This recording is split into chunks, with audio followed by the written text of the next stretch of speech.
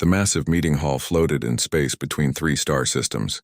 Inside, the greatest military minds of the galaxy sat around a glowing table that showed the current war situation. The news was not good. Red dots covered the map, showing where the Kethmoran Empire had attacked and won. 3 entire star systems had fallen in just 2 months. Billions of beings were dead or enslaved. The enemy was moving fast and no one could stop them. General Vexthar stood up from his chair. His body was tall and thin, covered in crystal armor that sparkled in the light. The Zephyrians were proud warriors who had conquered many worlds over thousands of years. He pointed at the red dots with anger in his glowing eyes. "Look at this disaster," he said, his voice echoing in the hall. "We have lost everything in the outer rim. The Kethmoran are not just winning. They are destroying us." Around the table, other alien generals nodded with worry. There was Commander Thok, a massive Vorthak whose thick skin could stop bullets. His people had been fighting wars since before most species learned to make fire. Next to him sat Admiral Nixara, her blue skin glowing as she controlled floating screens with her mind. The Nixari had technology that seemed like magic to younger races. All of them had one thing in common. They had been fighting wars across the galaxy for thousands of years. They knew how to win battles and conquer enemies. But now, for the first time in their long lives, they were losing. "The Kethmoran ships adapt to everything we throw at them," Commander Thok said, his deep voice rumbling like thunder. "Our weapons work once, maybe twice. Then their bioships learn how to resist them. They become stronger after every battle."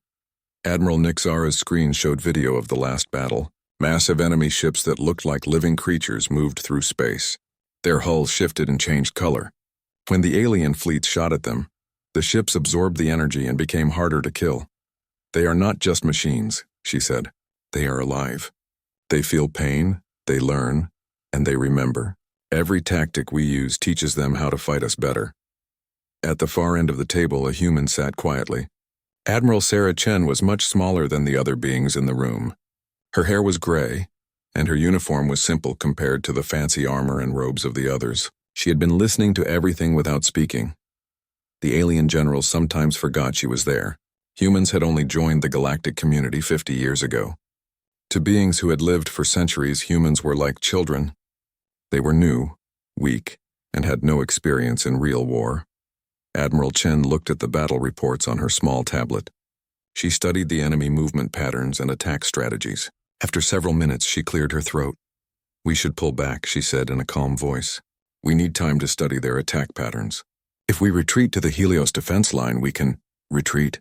General Vexthar interrupted, his crystal armor flashing with anger. "You want us to run away like scared animals?"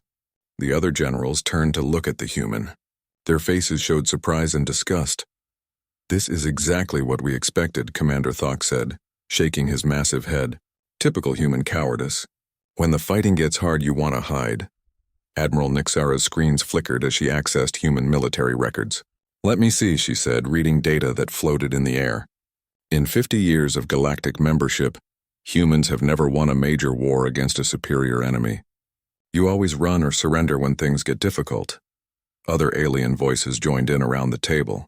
They talked about human weakness and fear. They mentioned battles where human fleets had retreated instead of fighting to the death. They laughed about human tactics that focused on survival instead of glory. "Your species talks about strategy when what we need is courage," General Vexthar said, standing up to his full height. "You have been in space for only 50 years. We have been conquering star systems for thousands of years. What could you possibly know about real war?" Admiral Chen listened to every insult without changing her expression. Her weathered face remained calm, but her eyes grew cold. She had heard these words before from other aliens who thought humans were weak. "You want to study the enemy?" Commander Thok continued. "You want to wait and watch while they destroy more worlds. This is not the thinking of warriors. This is the thinking of prey animals." The insults continued for several more minutes. The alien generals shared stories of human failures. They talked about how humans always chose the easy path instead of the brave one. They said humans were only good for support roles, not real fighting. Admiral Chen stood up slowly from her chair. The talking stopped as all eyes turned to her. She was the smallest being in the room, but something in her manner made the powerful aliens pay attention. "You think humans are cowards?" she said in a quiet voice that somehow filled the entire hall. "You think we run from real fights because we prefer to study our enemies instead of charging at them blindly?" She walked around the table, looking each alien general in the eye. You believe that 50 years in space makes us children, compared to your ancient civilizations. You think our caution comes from weakness instead of wisdom. General Vexthar crossed his arms over his crystal chest. That is exactly what we think, human. Your species has never faced a truly dangerous enemy. You do not understand what real war looks like. Admiral Chen stopped walking and faced the alien generals. A small smile appeared on her lips, but it was not a friendly smile. It was the kind of smile that made smart people nervous. Very well, she said. Since you believe humans are too cowardly to face the Kethmaran Empire, we will prove you wrong. She tapped her tablet, bringing up a star map. The red dots showing enemy positions pulsed like a heartbeat. Humanity will handle the Kethmaran advance in the Zerion sector, she announced. Alone. The alien generals looked at each other in shock. The Zerion sector was where 3 of the largest Kethmaran fleets were meeting. It was the most dangerous place in the galaxy right now. That is suicide, Admiral Nixara said. 3 dreadnought fleets are converging there. They have already destroyed 2 of our combined armadas. Admiral Chen gathered her papers and prepared to leave. Perhaps, she said. But at least you will never again be able to call humans cowards. As she walked toward the door, General Vexithar called after her. How do you plan to stop 3 dreadnought fleets with your small human navy? Admiral Chen paused at the doorway. When she turned back, her eyes held something that made the ancient warriors feel uncomfortable. It was not fear or doubt. It was something much more dangerous. We are not sending our navy, she said. We are sending something much worse. The door closed behind her, leaving the alien generals alone with their confusion and a growing sense that they had made a terrible mistake.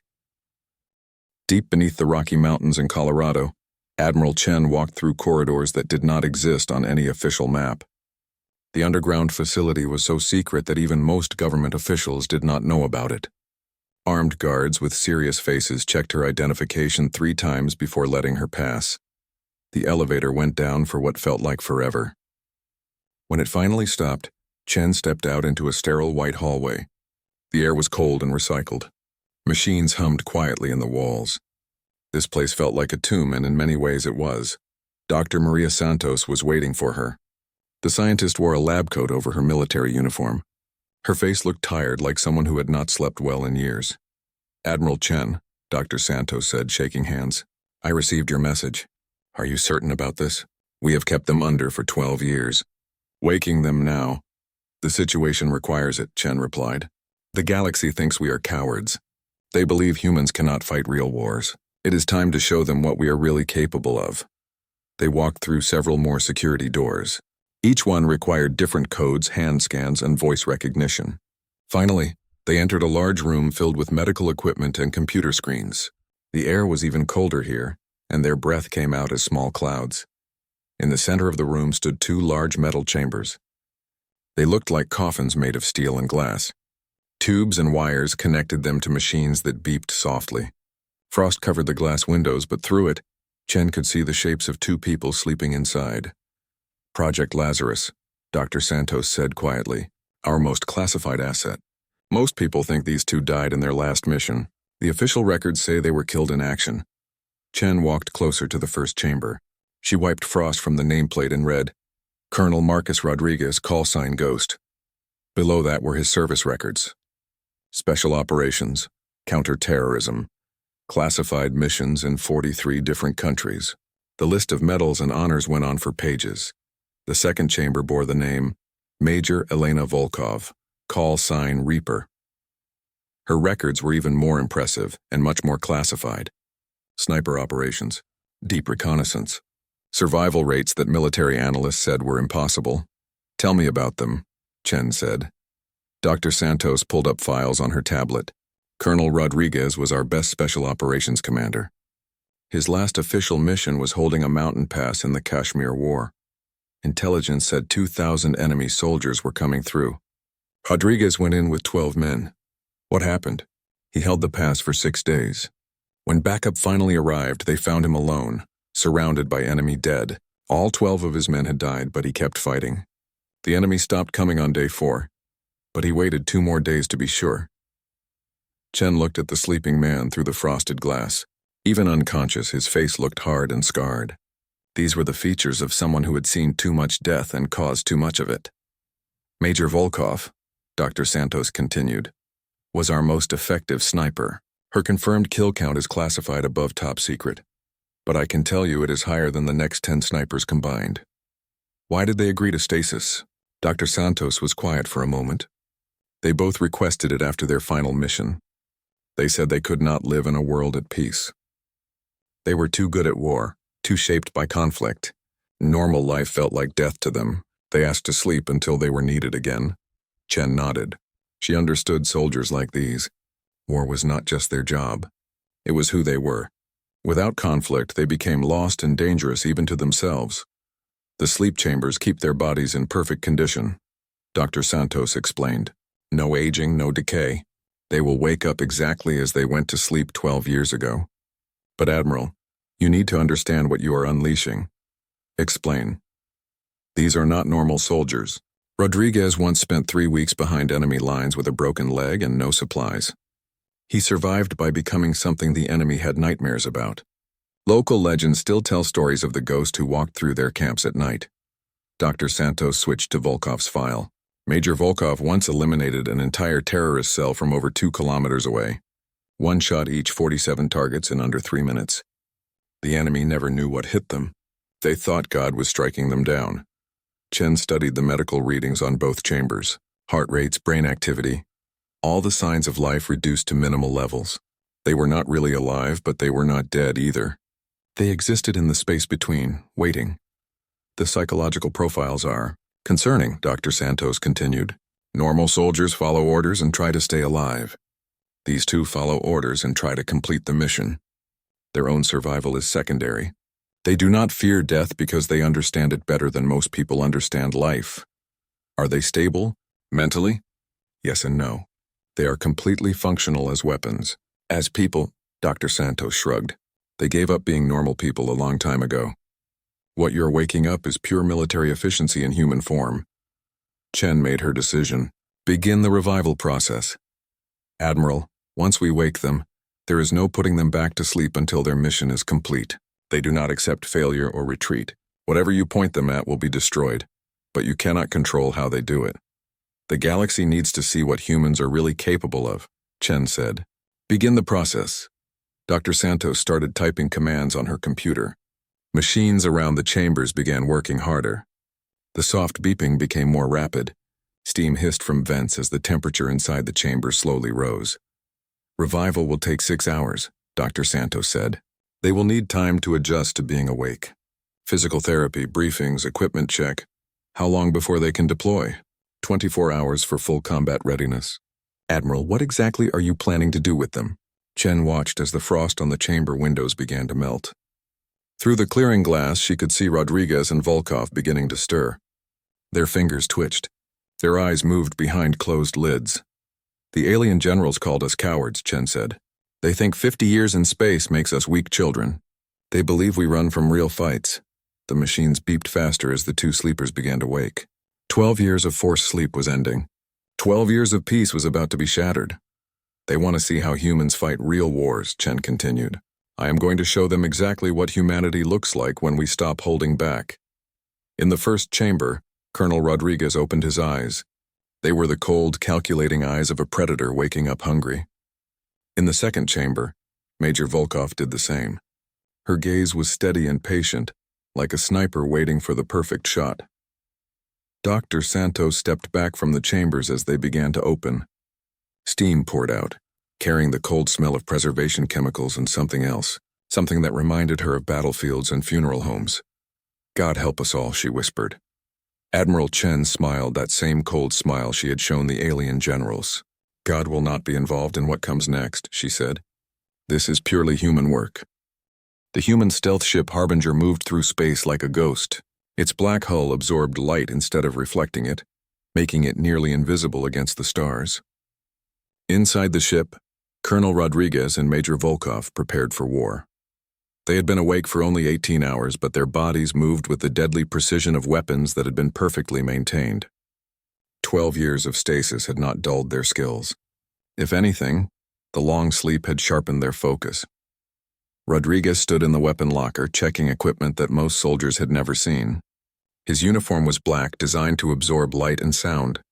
Strapped to his body were knives, small explosives, and devices that could cut through alien armor like paper. "Status report," he said to the ship's AI. "We are approaching the Zerion sector," the computer replied in a calm voice. 3 Kethmaran dreadnoughts detected. Each ship is approximately 12 kilometers long, combined fleet strength 437 vessels. Volkov looked up from her rifle. The weapon was custom-built, with modifications that were not found in any military manual. It could fire rounds that change course in mid-flight and bullets that could penetrate 6 meters of solid steel. "Crew complement?" she asked. "Estimated 40,000 beings per dreadnought. Unknown numbers on smaller vessels. Total enemy strength approximately 2 million combat personnel." Rodriguez smiled. It was not a happy smile. It was the smile of a hunter who had found perfect prey. 2 million, he said to Volkov. "That should keep us busy for a while." "Not if we do this right," she replied, loading special ammunition into her rifle. Quality over quantity. The Harbinger dropped out of faster-than-light travel at the edge of the Zerion sector. On the main screen, the Kethmoran fleet appeared. The sight was terrifying. 3 massive ships floated in space like mechanical moons. Their hulls pulsed with organic light, shifting between colors as their biomechanical systems adapted to the environment. Around them, hundreds of smaller ships moved in perfect formation. "Target analysis complete," the AI announced. Kethmaran vessels show standard bioadaptive characteristics. Hulls can resist known weapon types after initial exposure. Crew consists of warrior-caste beings with enhanced physical capabilities. Rodriguez studied the enemy formation through binoculars. "They move like they have never lost a battle," he observed.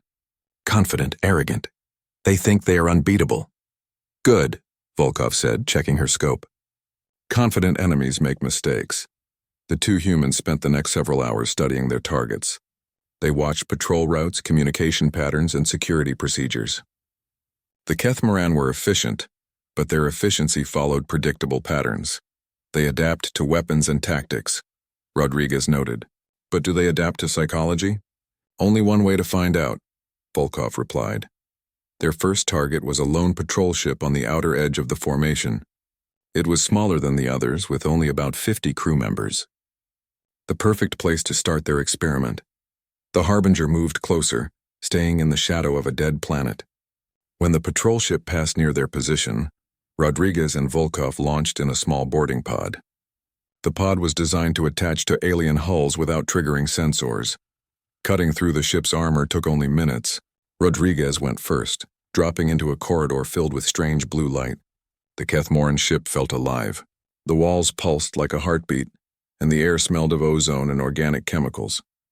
The first alien they encountered was twice Rodriguez's size, with 4 arms and natural armor plating. It reached for a weapon, but the human moved faster than its enhanced reflexes could follow. The alien died without making a sound. "Clean and quiet," Rodriguez whispered into his comm unit. "Copy that," Volkov replied from her position in the ship's upper levels. "I have eyes on the bridge." 12 targets. They moved through the ship like death itself. The Kethmaran had enhanced senses and superior strength, but they had never faced humans who treated killing like an art form. Rodriguez and Volkov had spent decades perfecting their craft. In less than 20 minutes, the patrol ship was empty. 50 aliens dead, no survivors, no distress signal sent. The Harbinger retrieved the boarding pod, and the empty ship drifted away into space. Phase 1 complete, Rodriguez reported to Admiral Chen through encrypted communication. "The enemy does not adapt to psychological warfare as quickly as they adapt to weapons." "Understood," Chen replied from Earth. "Continue with Phase 2.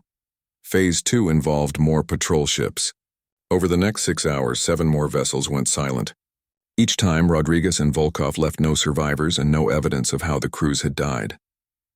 The ships were found empty, drifting in space like ghost vessels. The Kethmoran fleet began to react. Patrol routes changed. Ships traveled in larger groups.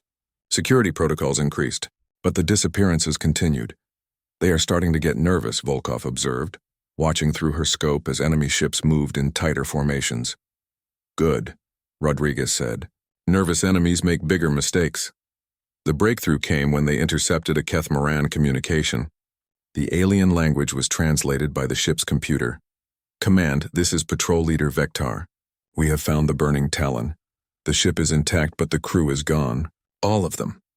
There are no signs of battle, no weapon damage. They just disappeared.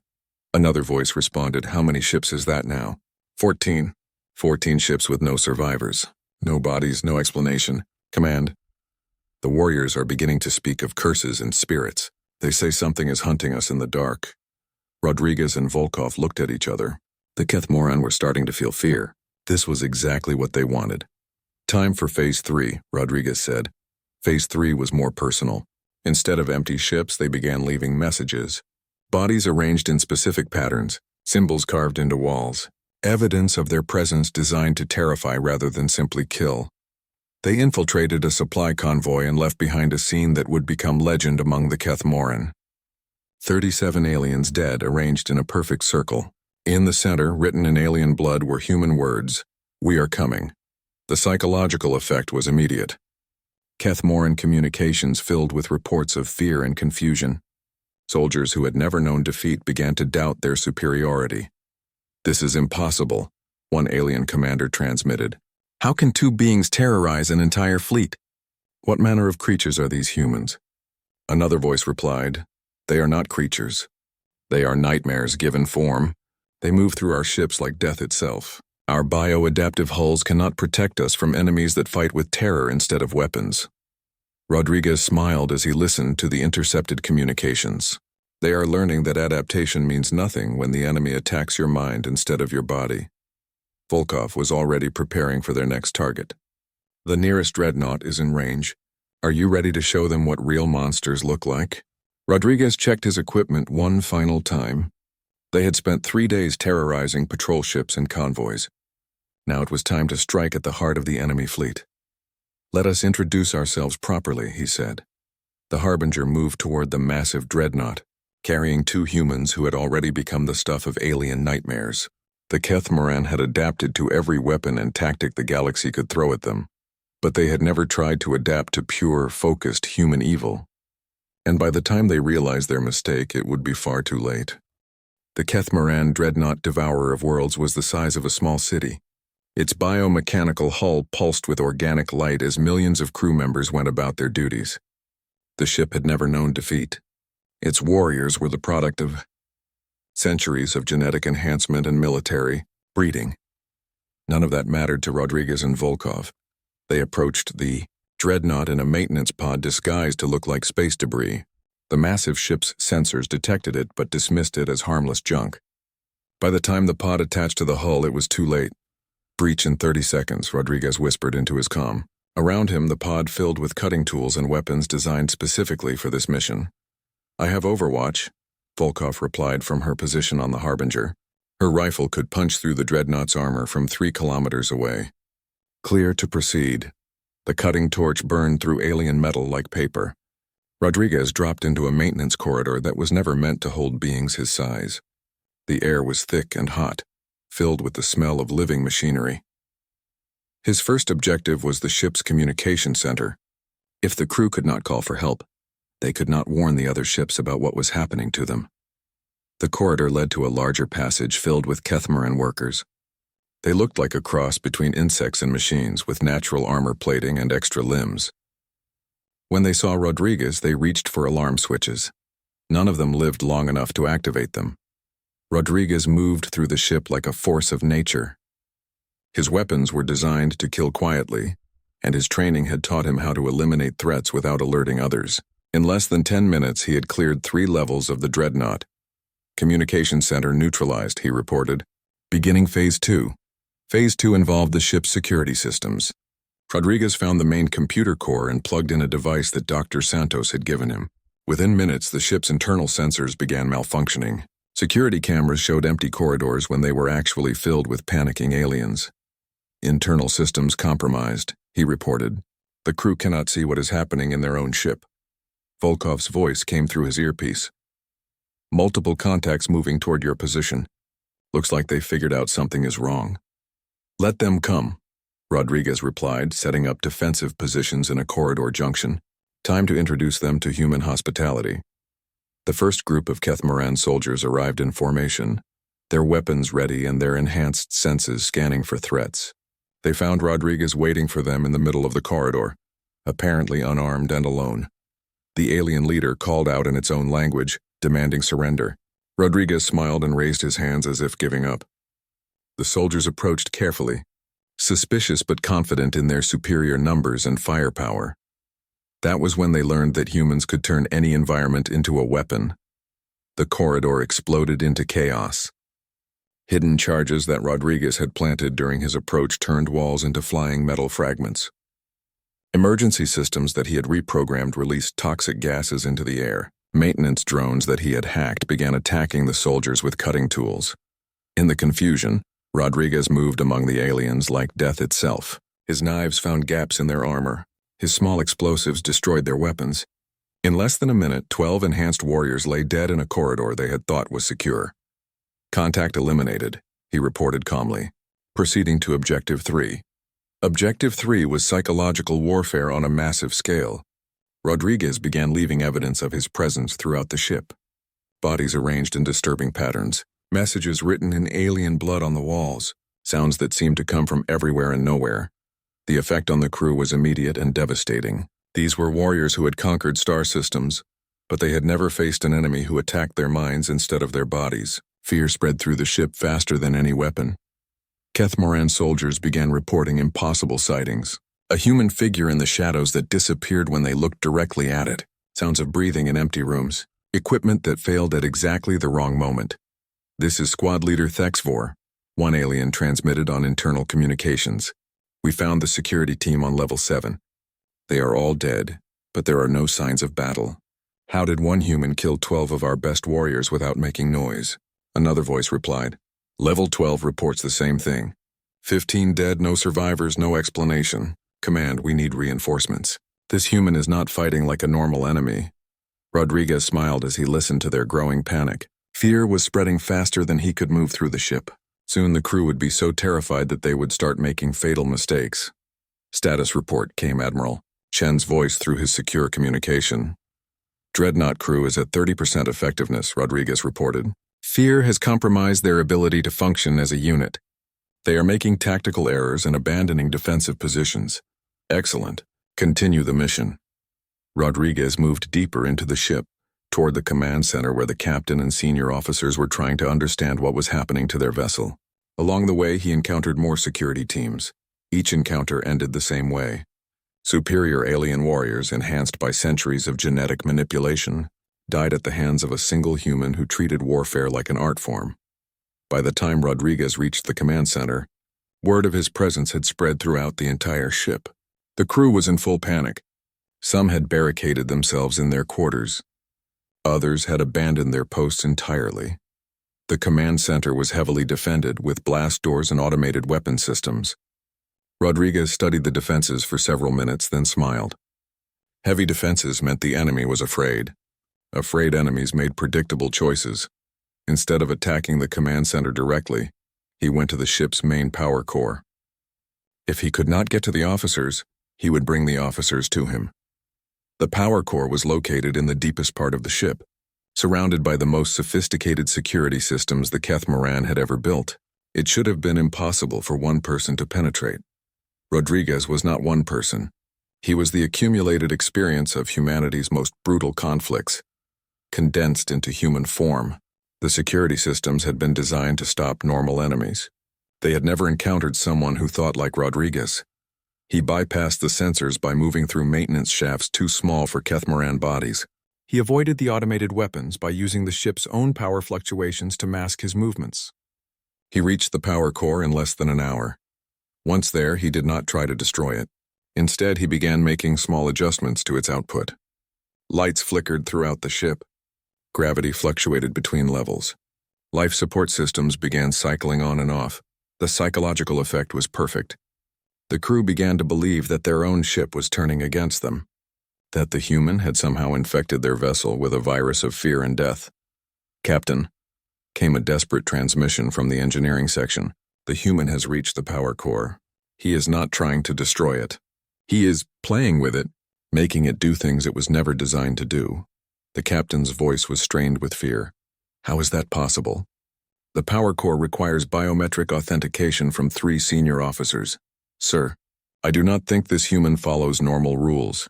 Rodriguez activated his communication system and spoke directly to the ship's internal channels. His voice echoed through every corridor and room, reaching every terrified crew member. Attention, Kethmaran warriors, he said in perfect alien language. My name is Colonel Marcus Rodriguez. You call me Ghost. You have spent your lives conquering weaker species. Today you learn what it feels like to be prey. The ship fell silent except for the sound of panicking aliens and failing systems. You adapt to weapons and tactics, Rodriguez continued, but you cannot adapt to fear. You cannot evolve past nightmare.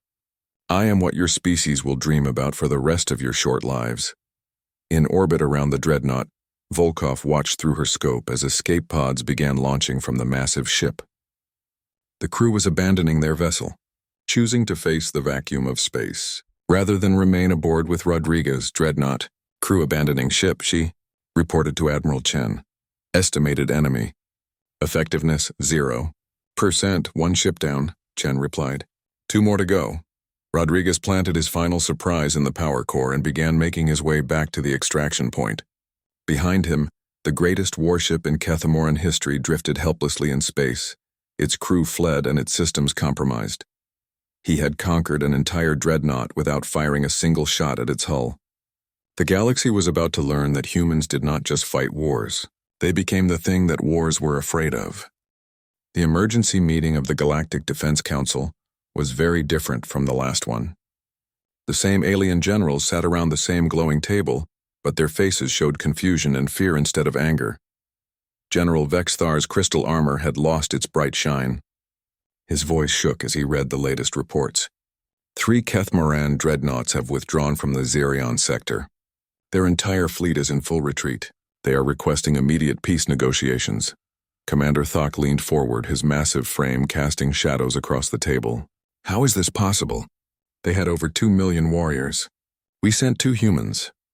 Admiral Nixara's floating screen showed battle reports that made no sense. Look at these casualty numbers, she said. The humans destroyed over 100 ships, killed thousands of crew members, and caused the rest to flee in terror. But there is no record of any major battles. No explosions, no weapon fire, no fleet engagements, General Vexthar added. How do you defeat an empire without fighting a war? The answer came when the doors opened and Admiral Chen entered the chamber. She walked calmly to her seat, followed by 2 figures that made the alien generals uncomfortable just by looking at them. Colonel Rodriguez and Major Volkov stood behind Chen's chair like living shadows. Their uniforms were black and practical. Their weapons were simple but deadly. But it was their eyes that made the ancient warriors nervous. Those were the eyes of beings who had seen death so often that it had become familiar, who had caused so much destruction that violence was as natural to them as breathing. The alien generals, who had conquered star systems and commanded millions of soldiers, felt small and weak in their presence. The Xerion sector is secure, Admiral Chen reported in the same calm voice she always used.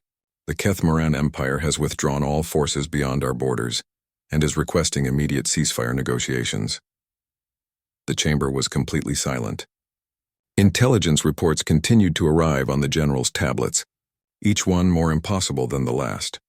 One report described finding a Kethmaran dreadnought drifting empty in space. Its crew fled, but the ship undamaged.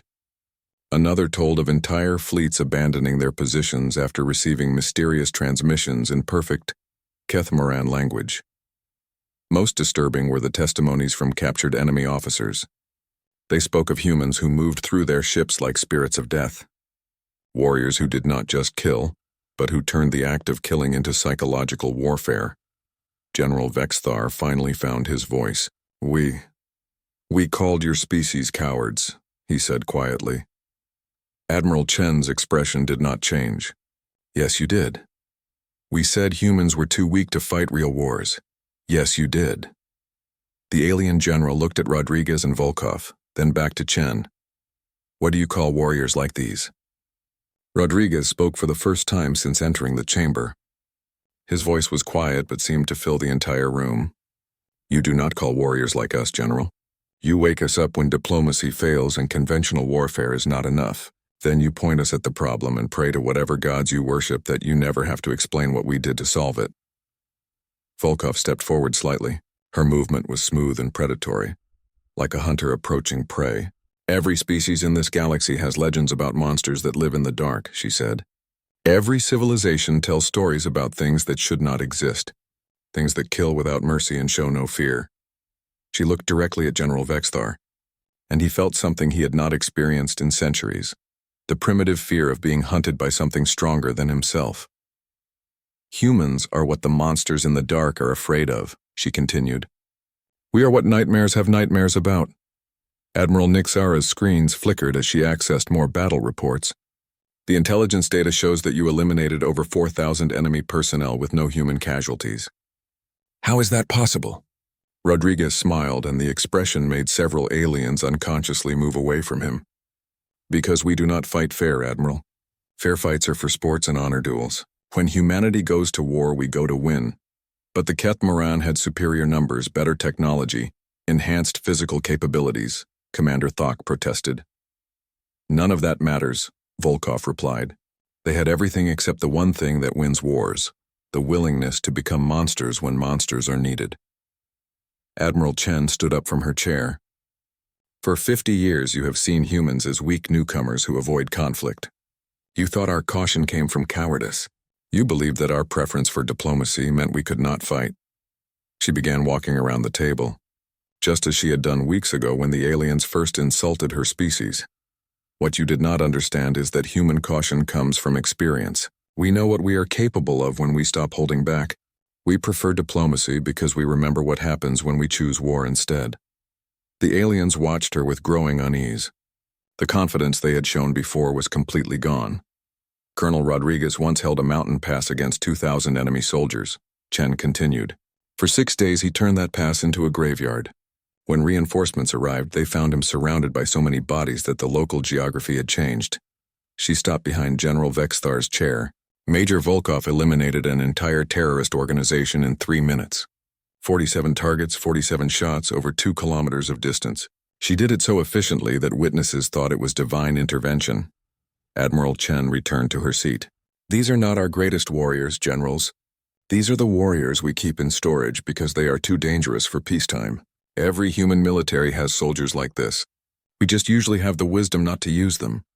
The implications of her words sank in slowly.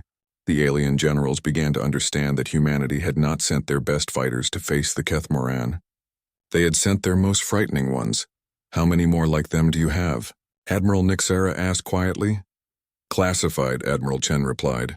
But I can tell you that Rodriguez and Volkov volunteered for stasis because normal life was too peaceful for them.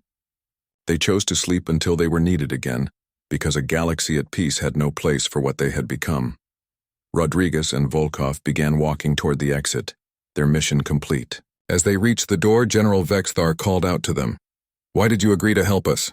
He asked. We insulted your species. We called you cowards. Rodriguez paused and looked back at the alien general. Because insults do not matter, General. Results do. You needed the Keth Moran stopped and we stopped them. But the things you did to their crews, the psychological warfare. Was that necessary? Volkov answered this time.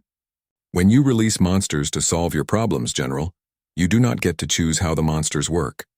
You just get to be grateful that they are working for you instead of against you. The 2 humans left the chamber, heading back to their stasis pods. Their work was done and they would sleep again until the galaxy needed them. Admiral Chen gathered her papers and prepared to follow them. As she reached the door, Commander Thok spoke one final time. Admiral Chen, what happens if we ever have to fight against humanity instead of beside them? Chen paused at the doorway. When she turned back, her smile was the same cold expression that had started this entire conflict. Commander, she said, that is a question you should pray you never have to find out the answer to. The door closed behind her, leaving the alien generals alone with their thoughts and a new understanding of the species they had called cowards. In the silence that followed, General Vexthar spoke for all of them. Perhaps it is better to have humans as friends than enemies. The others nodded in agreement, finally understanding the difference between species that fought wars and species that became war itself. Somewhere in the depths of space, the Keth Moran Empire was learning the same lesson. Their greatest military leaders were having nightmares about two humans who had turned their unstoppable fleet into a story parents would tell to frighten children. And in an underground facility on Earth, Rodriguez and Volkov returned to their cold sleep, waiting for the next time the galaxy would need monsters to solve problems that normal soldiers could not handle. The alien generals had learned an important truth that day. Every species has legends about monsters that live in the dark, but only humanity had actually created them.